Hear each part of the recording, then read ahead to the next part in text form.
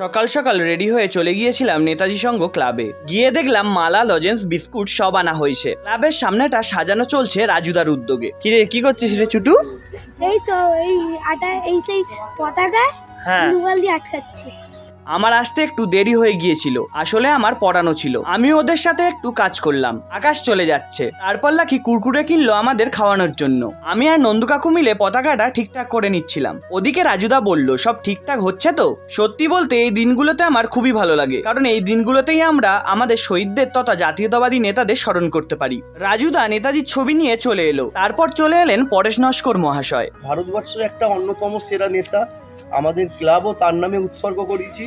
এবং আমাদের দাদু, আমাদের প্রিয় দাদু, আমাদের ক্লাব পুরনো সদস্য, তিনি প্রতি বছরের ন্যায় নেতাজির প্রতিকৃতিতে মাল্যদান করছেন। প্রতি বছরই আমাদের ক্লাবে নেতাজির জন্ম উৎসব পালন করা হয়, কারণ নেতাজি বাংলার গর্ব, বাঙালির গর্ব, সারা ভারতবর্ষের গর্ব। পাড়ার সবাই চলে এসেছিল।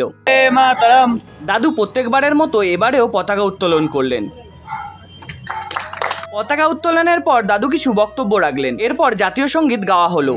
হিমাচল যমুনা গঙ্গা উজ্জ্বল চলোধিত রঙ্গ। আমি সংক্ষিপ্ত একটা বক্তৃতা রেখেছিলাম। এরপর সবাই একে একে নেতাজির প্রতিকৃতিতে পুষ্প প্রদান করেছিল। শেষে সবাইকে লজেন্স বিস্কুট দেয়া হয়েছিল।